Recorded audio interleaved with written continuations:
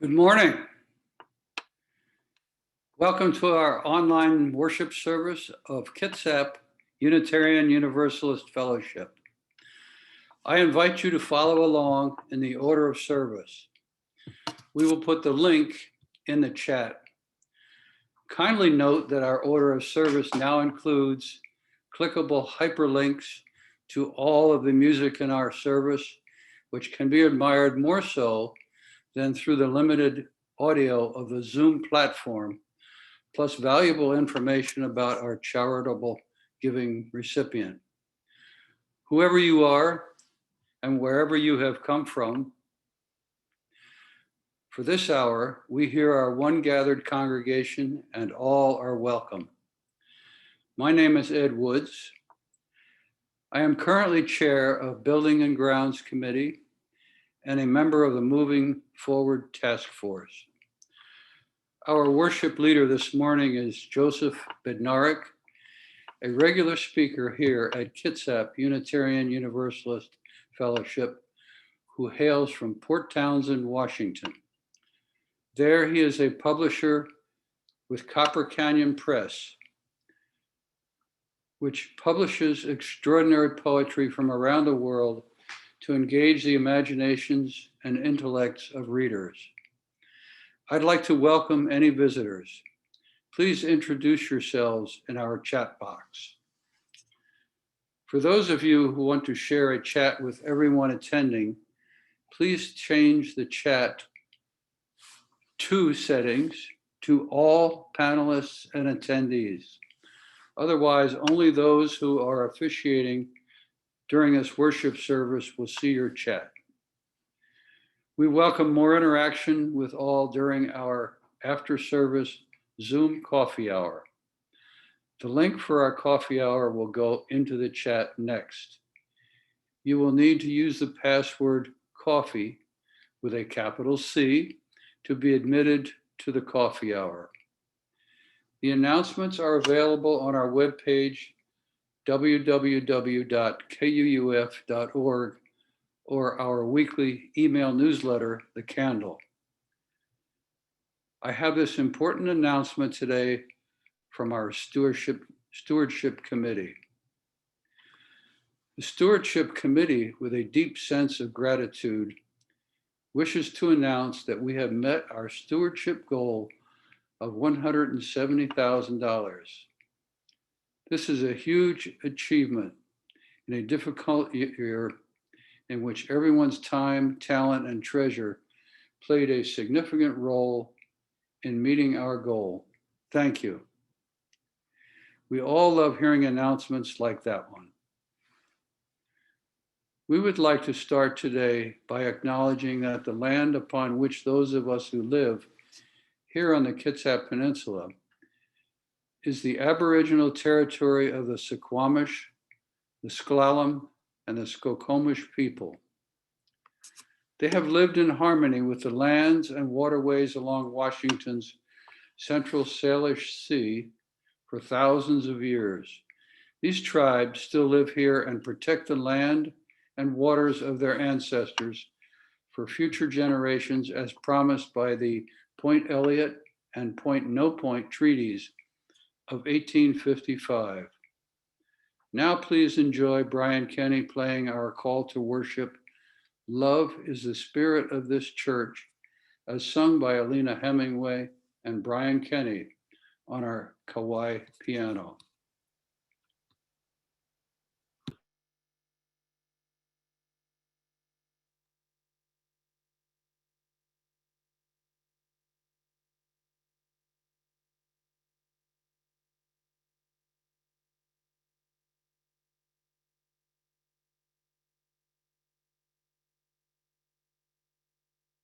Love is the spirit of this church. The quest for truth is its sacrament, and service is its prayer. To dwell together in peace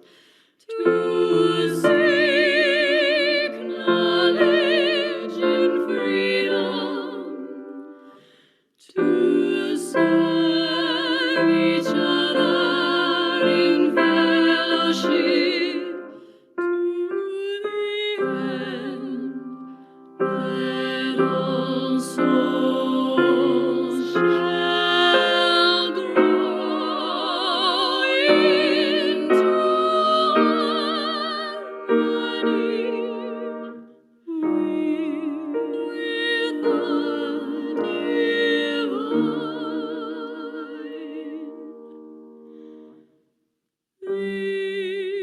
This is our covenant with each other, and with all creation.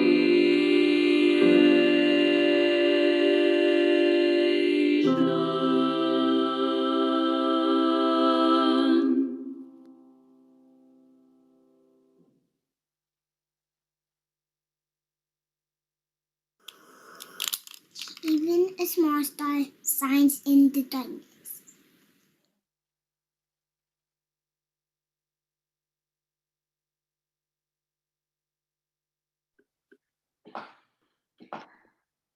Now please join me in lighting our chalice. If you have your own chalice or candle at home, please light it as we say these words from a Finnish proverb, which simply states, even a small star shines in the darkness. Our opening hymn, Mother Spirit, Father Spirit, is perhaps one of our most haunting hymns. It is uniquely suited to us as UUs, as it is theism, humanism, nature, and community all rolled into one. This hymn speaks deeply to the questions many of us wrestle with all the time. What to give you? What to call you? Who am I? Please join in singing our opening hymn, Mother Spirit, Father Spirit, number 8 in the Singing the Living tradition, also known as the Great Hymnal. The lyrics will appear on your screen.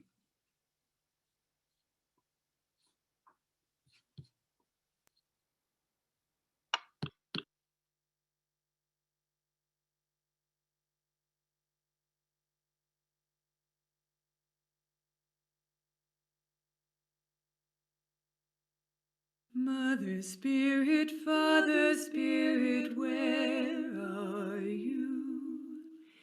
In the sky song, in the forest sounds your cry. What to give you, what to call you, what am I? Many drops are in the ocean deep and wide. Sunlight bounces off the ripples to the sky. What to give you, what to call you, who am I? I am empty, time flies from me, what is time? Dreams eternal, fears infernal haunt my heart. What to give you, what to call you, oh my God. Mother Spirit, Father Spirit, take our hearts. Take our breath and let our voices sing our parts. Take our hand and let us work to shape our art.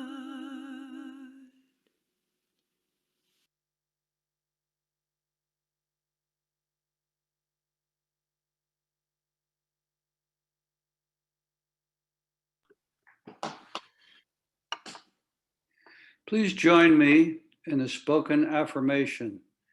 The words will appear on your screen. We gather as a caring community seeking life's deeper meanings. We value diversity and affirm the worth of all living things. We strive to speak truth in love, to act for justice, to grow in spirit, and to care for the earth. We celebrate with open hearts and minds the creative power that sustains and transforms us. Now is the time for our morning offering. If you would like to donate electronically, please click on the paypal.me link in the chat. You may then email admin@kuuf.org to let us know if your donation is for 1, the general fund, 2, the minister's discretionary fund to help our members in need, or 3, our monthly charitable giving recipient for the month of March, Kitsap Community Resources. KCR empowers those of limited or no income that live in Kitsap County. If you don't indicate to which fund you want your contribution to go, we will put it in our general fund. You may also send a check to the address on the screen. Please write in the memo line to which of the funds your offering should go. If this is your first time at KUUF, you are our guest, so there is no need to contribute. Let there be an offering to strengthen and sustain our community, which is sacred to so many of us.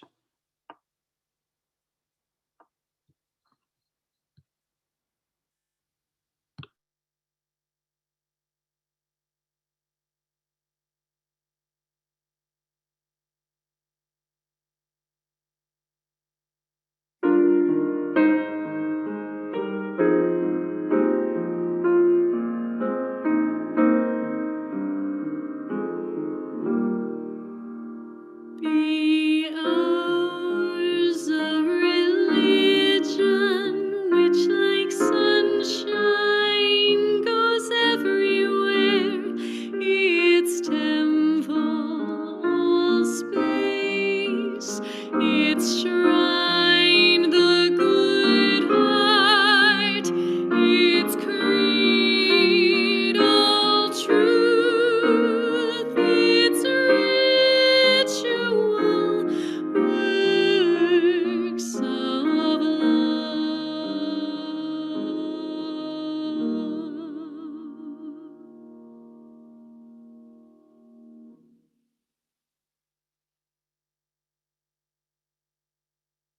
Good morning. Good morning from Port Orchard. It's good to be back with my assistants today. Jacob and Nathaniel. And today we're telling a traditional tale that appears in at least 5 different countries in different parts of the world.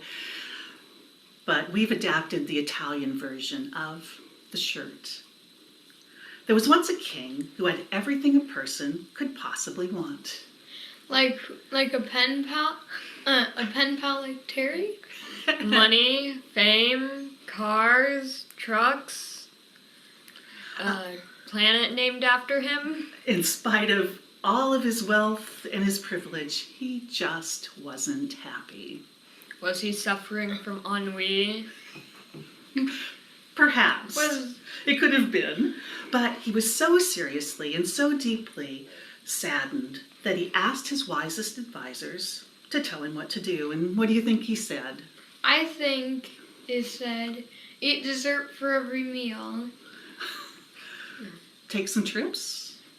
Have a 3-week vacation.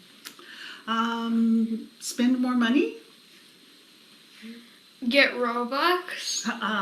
Well, he listened to their advice and he tried every suggestion, but nothing helped. The only thing left to try was the advice of a kind of quirky spiritual advisor who told the king to search every inch of the kingdom until he found a truly happy person.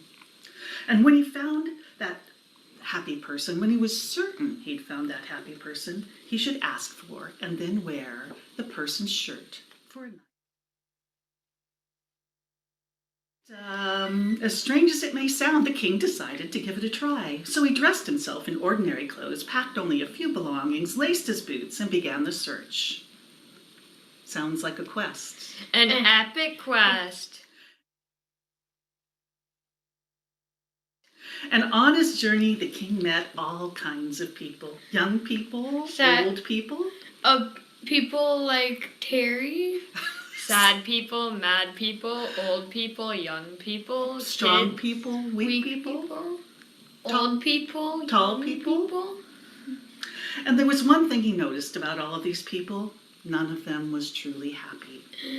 Some people were unhappy all of the time. Some were happy some of the time, and some were happy most of the time, except when it was raining, Stormy. when they felt bad. Because of it. One day he found a poet who seemed very happy, and when the king asked to borrow the poet's shirt for a night and a day, the poet found it a bit odd, but happily gave him the shirt, and at the end of the day, the king didn't feel any different. But wishing to stay near a truly happy man, the king revealed his true identity and asked the poet if he would come and live at the castle to be the royal poet laureate. The poet excitedly answered that he would most ecstatically be happy to do so. And the king paused, disappointed. Oh no, it was a mistake. It was a test. A test no one can pass. Disappointed, the king replied, I'm so sorry. If living in the castle would make you happier, then not living in the castle would make you unhappier, and therefore you're not a truly happy person. And the king wondered if it's even possible to be truly happy. The king wondered if he should just give up. And he gathered his few belongings and he headed on his way as his boots and his hope began to wear thin. Does it sound like a hopeless journey? Mm-hmm. Well, before this turns really sad, the king walked and he began to notice things. He noticed the sky. He noticed the clouds in the sky. He noticed the mountains, the mud, the trees and the tulips, beetles and birds, rivers and roads, graveyards and gardens. And he noticed in a man in a garden near a humble hut, whistling.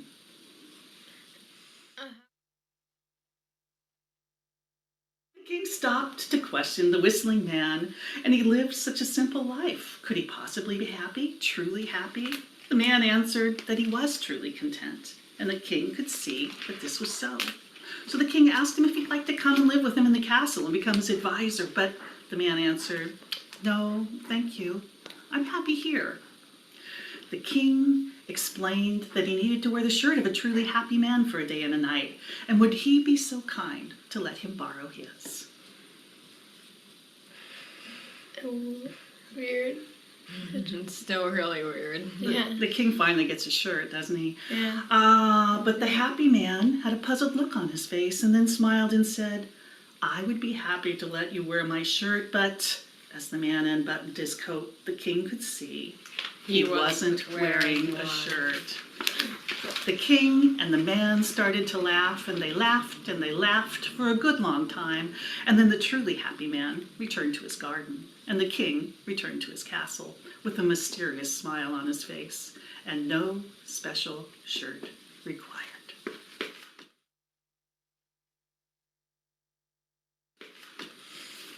So he got a way to be truly happy. Well, that's it for today. Bye. Goodbye. And now let us sing our song that we sing every week. We are each like that little voice on the breeze. We light our candles, we sing our songs, and we let our lights shine, and we let everyone know that they are not alone, and we are here.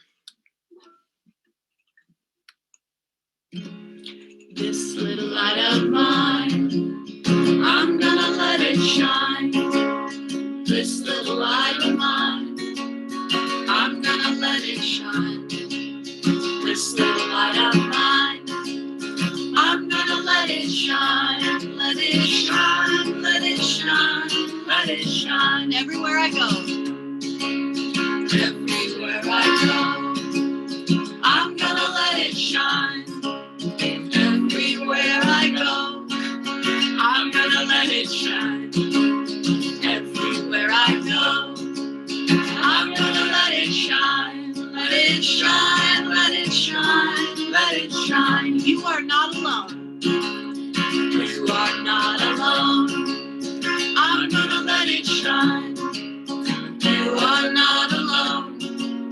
I'm gonna let it shine. You are not alone. I'm gonna let it shine. Let it shine, let it shine, let it shine. This little light of mine. This little light of mine. I'm gonna let it shine. This little light of mine. I'm gonna let it shine. This little light of mine. I'm gonna let it shine. Let it shine, let it shine, let it shine. Let it shine, let it shine, let it shine. Very nice. Thank you. And thank you all for singing along.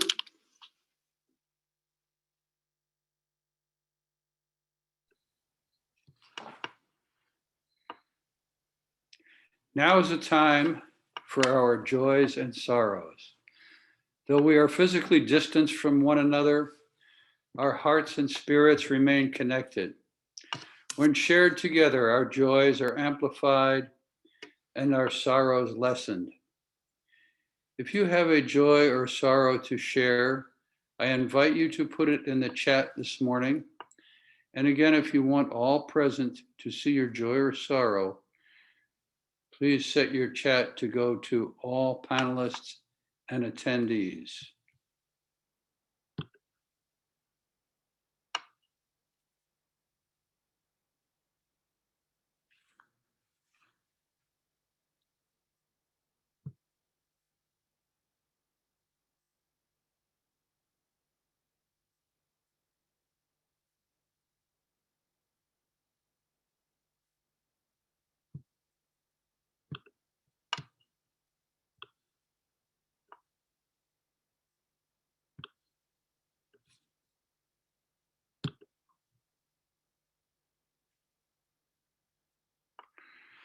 From Brian, such a joy to help people in our community get their COVID shots as a volunteer at the vaccine clinic. Tanisha is happy both her parents were vaccinated. Morgan's joy is that he has been enjoying Zelda books from the library's curbside pickup program. Sorrow for Mac's brother and his friend whose cancer has returned.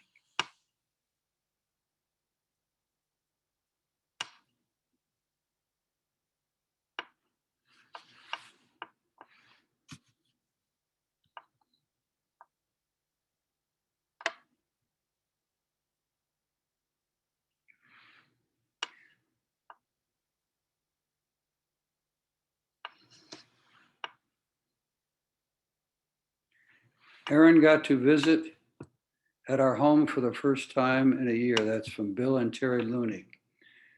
Aaron Burrows, sorry for the sudden passing of my stepfather, Michael Chartier, this week. Praying for my mom to get through this incredibly challenging time.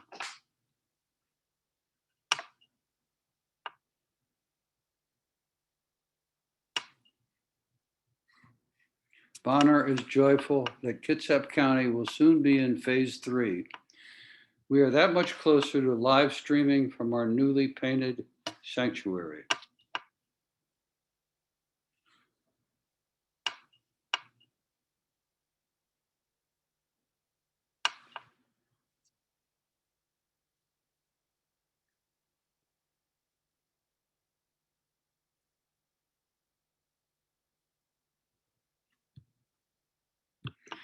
Thank you everyone for sharing. May those who shared this morning feel the love of this community surrounding you and hold you close. And for all those whose joy or sorrow is too tender to share, our hearts are with you. May the spirit of life and love bring peace to us all. Guy Frendell put in sorrow for the death of my former wife and the mother of my children. She was a member of the fellowship at one time.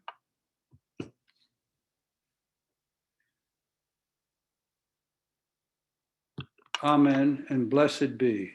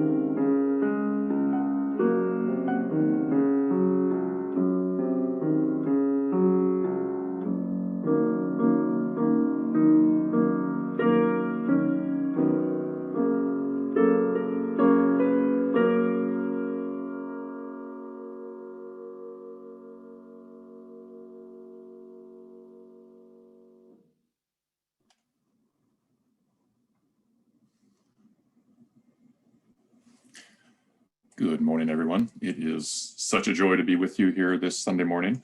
Before we begin, remember back in the before times when you'd be at a church service and someone would come up and whisper to somebody else up at in the front area of the church or the sanctuary? Well, I just want to say that Bonner just came up and whispered in my ear to remind me that at the end of this sermon, I have to remind you about coffee hour. So I'm going to do it on both ends, and I'm going to relieve Bonner's internal tension that I didn't remember to do that, but I did. Second thing I want to say is, wow, that kids service, kids story. I was so inspired by that kids story that I actually took off my shirt and was going to prepare to deliver the sermon without a shirt to prove that I was happy. But then I decided it wasn't a good look, so I put my shirt back on. Third thing I just want to say is that this sermon is the auction sermon, and I would like to extend my thanks and appreciation to Ed Woods and Nancy Slate for entrusting me to have their topic as a sermon. And I just wanted to remind them that there are no money back guarantees. So with that said, I would just like to say that this Sunday's message is entitled Simplicity's Sweet Spot. And as we begin, I would like to bring your attention to an image from this past month. In preparation for this talk, I read an article on the philosophical history of simplicity while lying in bed using my smartphone to connect to Wi-Fi to the internet and praying that the battery would hold a charge until I was through. Now, I think that scenario captures in a nutshell the modern condition, that we research the history of simplicity by leveraging one of the most complicated and powerful tools ever invented, a tool that has more computing power than the entirety of NASA when they landed human beings on the moon, a tool that required engineering genius to design, intense amounts of energy and resources to manufacture, and an umbilical cord connection to a complicated power grid to maintain. And for those of us who use smartphones, they have become a tool that we would be loath to sacrifice in any effort to quote unquote simplify. Because why? Because if you've grown accustomed to live in your life with a smartphone, not having a smartphone at the ready would make it less possible to manage the intertwined world that our usage of smartphones helps co-create on a daily, hourly, and minutely basis. Welcome to the grip of modern life. Now, along with smartphones, you are welcome to add any number of things: refrigerators, cars, laptops, water heaters, coffee grinders, motorboats, vacuum cleaners, electric drills, clothes dryers, etc., etc., etc. I love them all. Now, each and all, however, represent a decision, an investment of time and money, and a force in the creation of that wonderful phrase, the life to which we've grown accustomed. Now, regarding that opening image of researching simplicity on a smartphone, in my defense, on the floor next to the bed was an actual book, a hardback volume with black ink on white paper, a tool that has been in use for centuries. This particular book had the word Walden on the front cover. Walden, of course, is an American classic written by Henry David Thoreau about his experiment with simple living, getting down to life's essentials while living near a humble little pond outside the village of Concord, Massachusetts in the mid-1800s. Concord, by the way, at that time was a hotbed of Unitarianism and Unitarian ideas, and a long time before smartphones and Wi-Fi. Some might say a simpler time. Now, I was reading the book, looking for a famous passage on simplicity, and found it in a chapter entitled Where I Lived and What I Lived For. Here's the passage, slightly edited. It starts out, simplicity, simplicity, simplicity. And it's important to note that that three-word phrase, Thoreau actually ends that with an exclamation point, or as my younger sister used to say, an explanation point. And Thoreau continues, I say, let your affairs be as 2 or 3, not 100 or 1,000. Instead of 1,000,000, count half a dozen, and keep your accounts on your thumbnail. In the midst of this chopping sea of civilized life, such are the clouds and storms and quicksands and 1,001 items to be allowed for. Simplify, simplify. Now, I love that phrase from the 1850s, chopping sea of civilized life. How much has changed since then? Well, quite a bit, but the seas are still chopping. So let's take those two operative words from the passage, simplify and simplicity. The verb simplify is moving towards simplicity, one a process, the other a state of being. And it seems that our pandemic lives have ignited and catalyzed the process, simplify, and specifically beam that focus and energy on the objects and storage areas of our lives. Because I know many friends and many colleagues, and likely many of you here in this Zoom room this morning, have cleaned out closets and cupboards, garages and garden sheds and bookshelves and junk drawers and storage units, attempting to get rid of stuff, to regain some clarity by reducing clutter. And my guess is that during these cleaning sessions, we have thunk this thought at least once during the process. Why on earth am I still carrying this thing around? And when you have thunk that thought, you touched upon some of the essential questions of composing a life. What is value? What do I value? How does value change over time? So yes, there you are, cleaning out the garden shed, finding that broken spade that you intended to fix 6 or 7 years ago, and holding it up to wonder why. You spaded much earth with this tool, planting garden after garden, then it broke.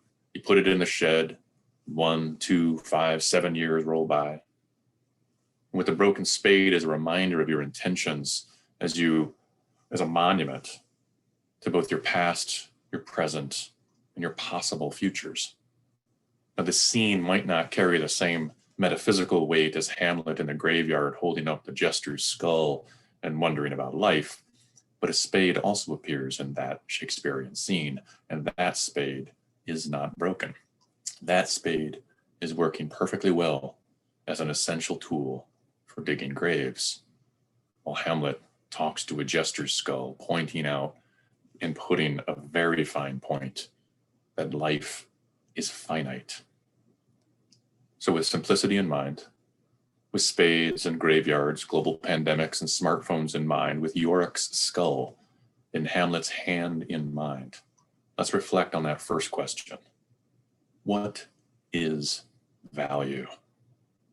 What is value? This was one of Thoreau's central questions because he realized that anything and everything that he needed and wanted in his life would cost a little bit of his life to acquire, a portion of his finite life.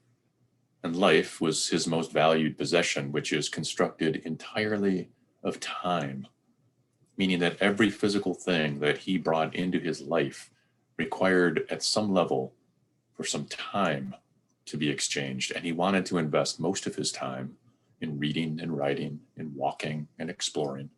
He knew how he wanted to live his life. So he wanted to figure out how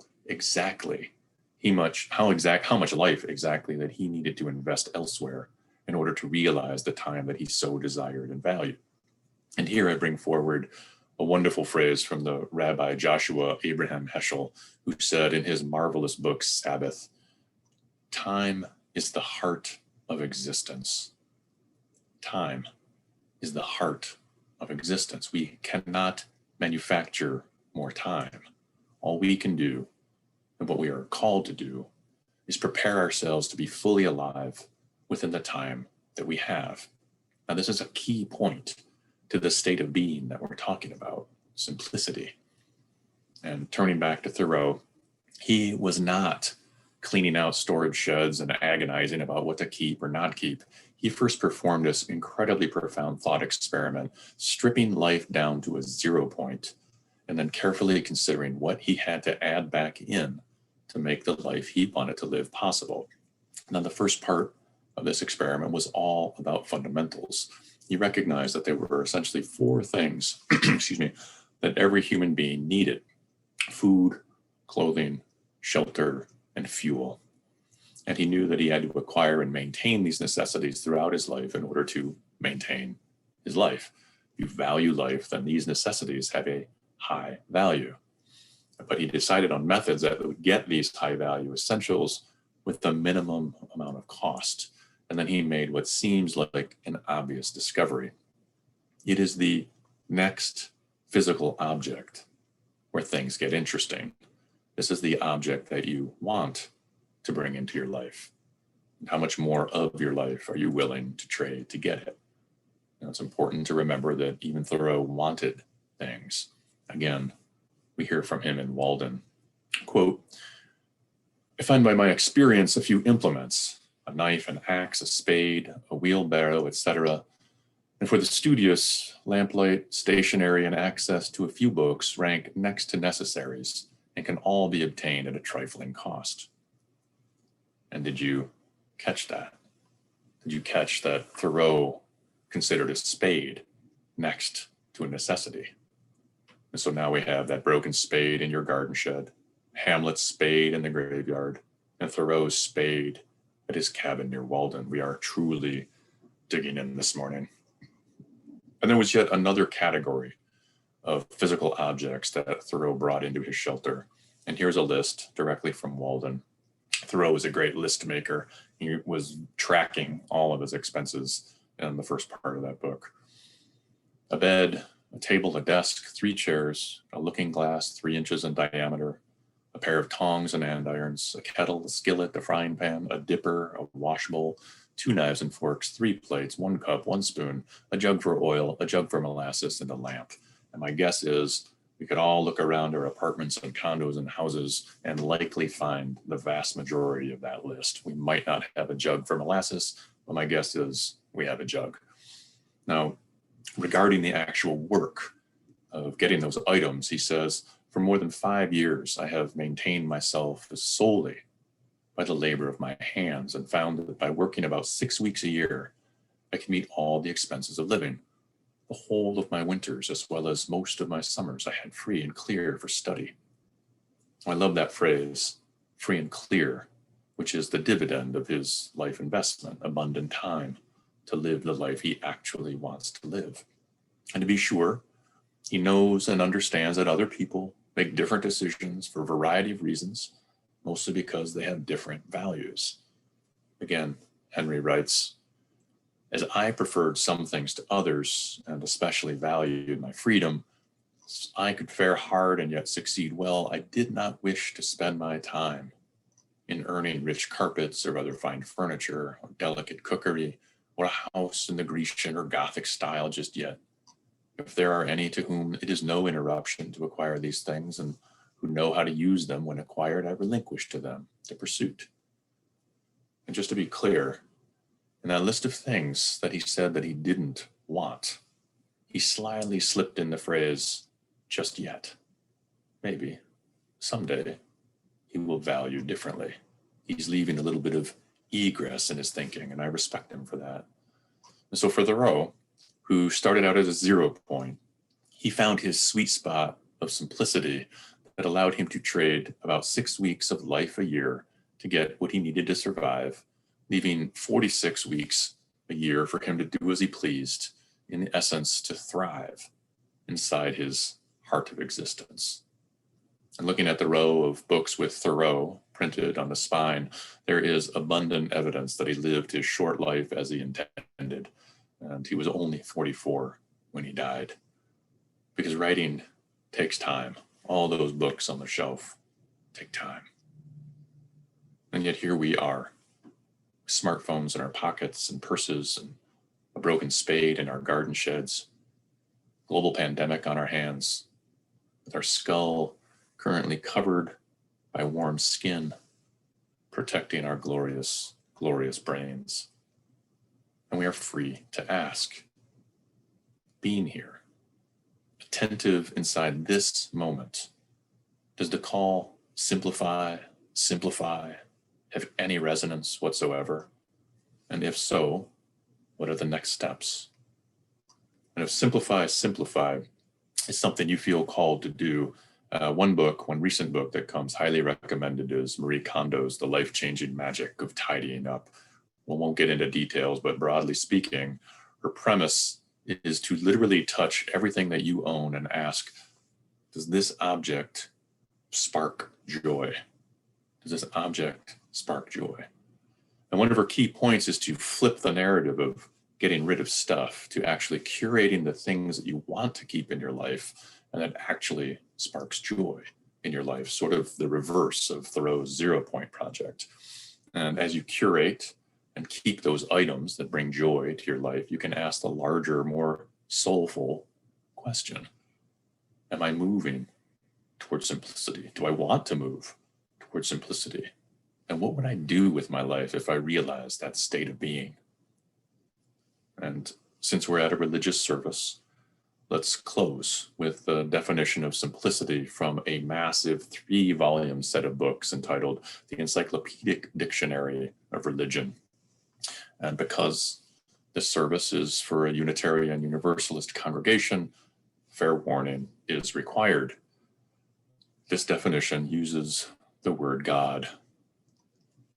As a practicing UU, you are welcome to replace God with nature, higher power, divine love, enlightenment, earth, life, justice, freedom, soul, or whatever word that allows you to receive the wisdom and the music of the definition without sluicing your rational mind off into a heated argument about the existence of God.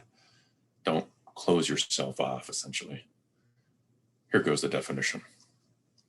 Simplicity is the centering of one's life and intent upon the one thing necessary, the love of God above all.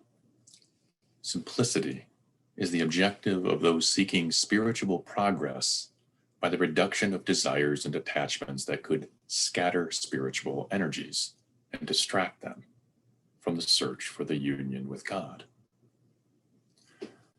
Actually, let's do that exercise one more time and consider that again, replacing the word God with justice. Simplicity is centering of one's life and intent about the one thing necessary, the love of justice above all. Simplicity is the objective of those seeking spiritual progress by the reduction of desires and attachments that could scatter spiritual energies and distract them from the search for justice. That was so much fun. Let's just do it one more time, replacing God with nature.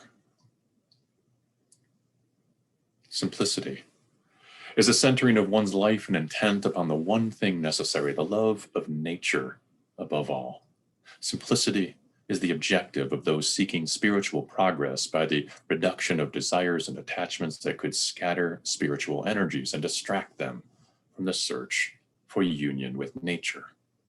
Now, that definition for simplicity works beautifully for God, for those who believe in God, beautifully for justice, beautifully for nature. And the key point is to reduce those things that scatter spiritual energies, implying, of course, that the focus of spiritual energy is the great promise within the state of being, a state of being called simplicity.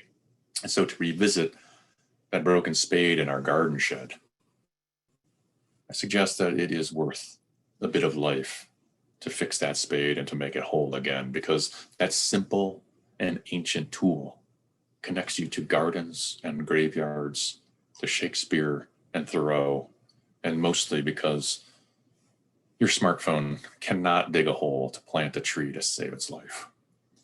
Simply put, amen. Our closing hymn is number 16, Simple Gifts.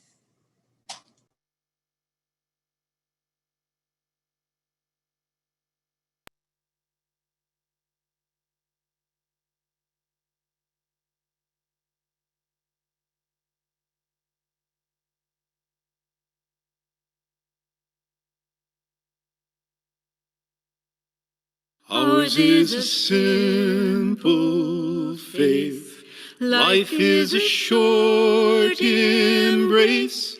Heaven is in this place every day. Hope is the ground we till. Make each day what you will. Thankful for dreams fulfilled every day. There is no hell to fear, no judgment day drawing near. Trust that inner voice you hear every day. Life's not a goal or race. It's about heart and faith and living a life of grace every day. Ours is a simple faith. Life is a short embrace. Heaven is in this place every day. Hope is the ground we till.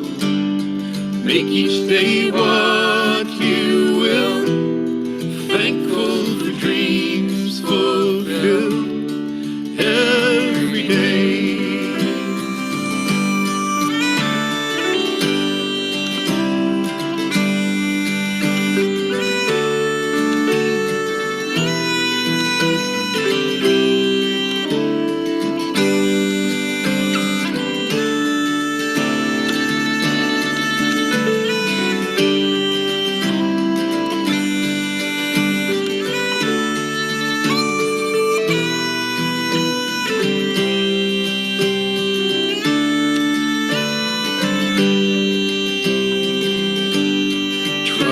An open hand, making an honest stand, rooted here in the land every day. Live in the mystery, seeking the harmony here between you and me every day. Ours is a simple faith. Life is a short embrace. Heaven is in this place every day. Hope is the ground we till. Make each day what you will. Thankful for dreams fulfilled every day.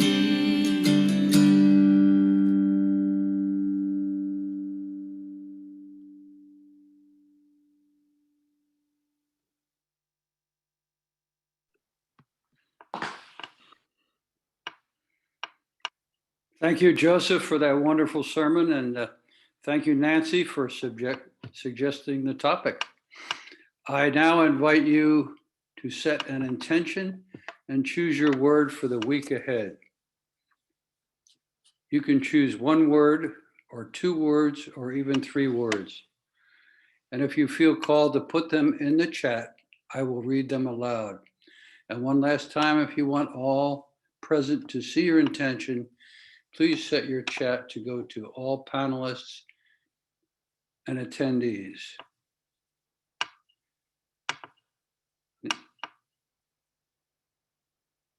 Nancy says, live. Jacques, to everyone, address clutter.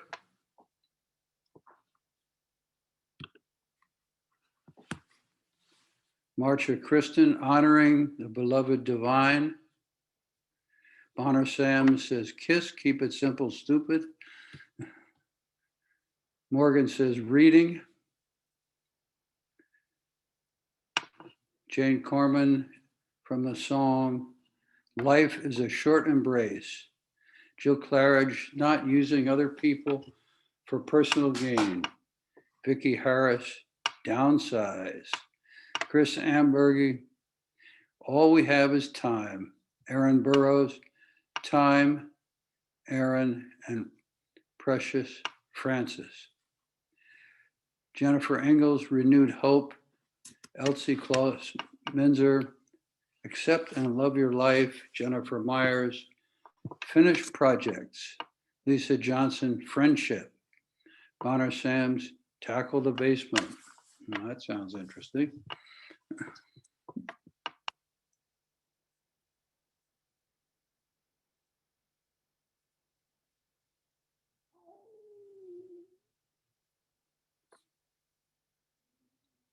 Alan Newberg says Justice.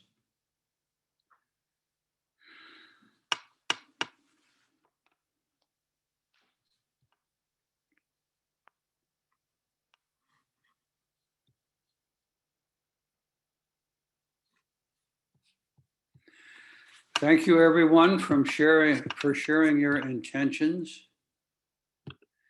Our closing hymn, number 16, Simple Gifts, is beautifully performed and sung by two members of St. Andrew's Episcopal Church in Seattle. Please feel free to join along and sing it with them.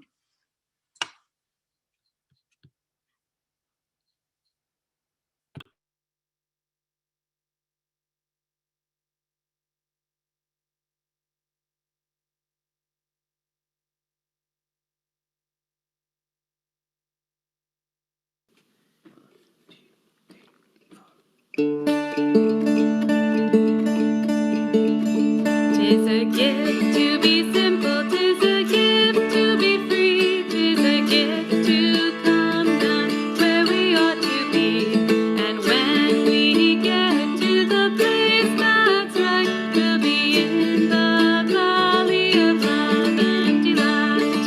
When true simplicity is gained, to bow and to bend we shall not be ashamed. To turn will be our delight, till by turning we come round right. Tis a gift to be simple, tis a gift to be free, tis a gift to come down where we ought to be. And when we get to the place that's right, we'll be in the valley of love and delight. When true simplicity is gained, to bow and to bend we shall not be ashamed. To turn will be our delight, till by turning we come round right. Tis a gift to be simple, tis a gift to be free, tis a gift to come down where we ought to be. And when we get to the place that's right, we'll be in the valley of love and delight.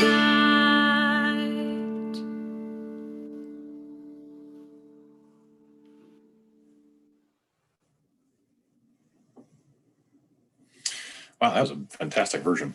And apologies for throwing us off the order of service. I announced that song after the sermon rather than the one that we did experience. So for those of you tracking at home, apologies. The closing words this morning, a beautiful little poem by Antonio Machado. Beyond living and dreaming, what matters most is waking up. And we extinguish this flame, but not the light of truth, the warmth of community or the fire of commitment. These let us carry inside our hearts until we're together again.